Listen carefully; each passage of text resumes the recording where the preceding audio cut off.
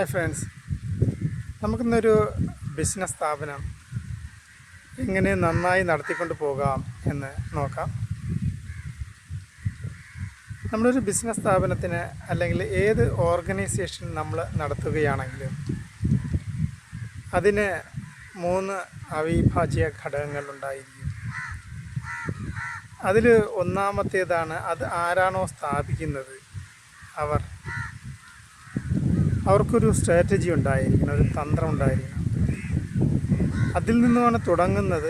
അത് പിന്നീട് ആ ഒരു ബിസിനസ്സിൻ്റെ ലീഡർഷിപ്പ് ലെവലിലെത്തുന്ന എല്ലാവർക്കും ആ ഒരു ഫോർസൈറ്റ്, ദീർഘവീക്ഷണം ഉണ്ടായിരിക്കും. അപ്പോൾ നമ്മളുടെ സ്ഥാപനം ശരിയായ വിധം നടക്കണമെങ്കിൽ ഫസ്റ്റ് റിക്വയർമെൻറ്റ് എന്ന് പറയുന്നത് ഒരു ലക്ഷ്യബോധമാണ്, ഫോർസൈറ്റാണ്, ദീർഘവീക്ഷണമാണ്. അത് ആദ്യത്തെ ഘടകം. അടുത്തത് നമുക്ക് വേണ്ട പ്രധാനപ്പെട്ട ഒന്നാണ് ടീം. ഒരു വലിയൊരു സ്ഥാപനം അല്ലെങ്കിൽ വളരെ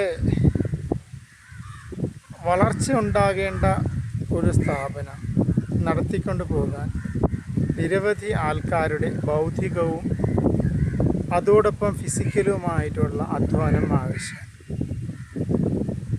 അപ്പോൾ എല്ലാവരും ഒരേ മനസ്സോടെ ഒത്തൊരുമിച്ച് പ്രവർത്തിച്ചെങ്കിൽ മാത്രമേ ആ സ്ഥാപനം ശരിയായ വിധം മുന്നോട്ട് പോവുകയുള്ളൂ. അപ്പോൾ ഒരു ടീം എന്ന് പറയുന്നത് വളരെ പ്രധാനപ്പെട്ടതാണ്. ടീമെന്ന് പറയുമ്പോൾ ടീം മാസ്റ്റർ മൈൻഡാണ് പ്രധാനം. കുറേ ആൾക്കാർ ഒരുമിച്ച് കൂടിയത് കൊണ്ട് മാത്രം ആ ഒരു സ്ഥാപനം ശരിയായ വിധം നടക്കുകയാണ്. ഒരു ടീം മാസ്റ്റർ മൈൻഡ് ഫോം ചെയ്യണം എന്ന് പറഞ്ഞാൽ ആ സ്ഥാപനത്തിലുള്ള എല്ലാവരും ഒരേ രീതിയിൽ ചിന്തിക്കണം, ഒരേ ലക്ഷ്യത്തിന് വേണ്ടി പ്രവർത്തിക്കണം, ഒരേ ഔട്ട്പുട്ട് ആഗ്രഹിക്കണം. എങ്കിൽ മാത്രമേ ആ സ്ഥാപനത്തെ നമുക്ക് നല്ല രീതിയിൽ വളർത്തിയെടുക്കാൻ സാധിക്കും.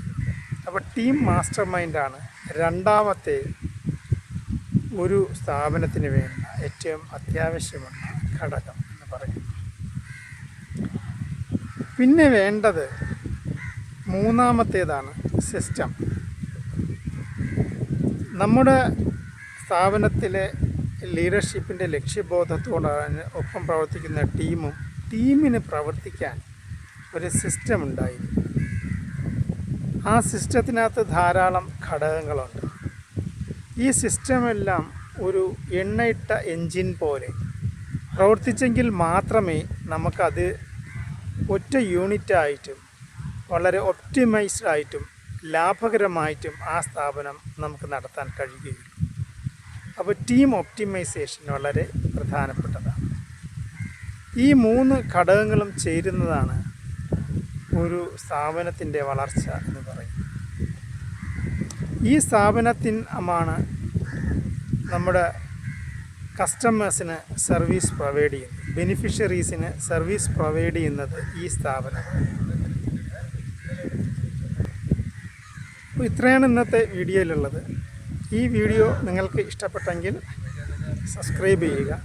കൂടുതൽ വിവരങ്ങൾക്ക് നമ്മുടെ വെബ്സൈറ്റിൽ ലോഗിൻ ചെയ്യും. Thank you for watching.